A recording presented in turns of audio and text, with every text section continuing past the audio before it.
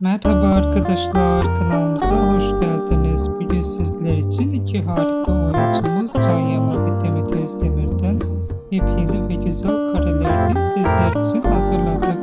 Can Yaman ve Demet Özdemir çifti Erkenci Kuş dizisinde birlikte rol almış ve sevgili olmuştular ve yollarını ayırmıştılar.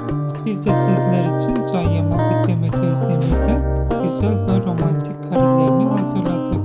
Bu videoların devamı gelmesini istiyorsanız kanalımıza abone olup yorum yazmayı unutmayın.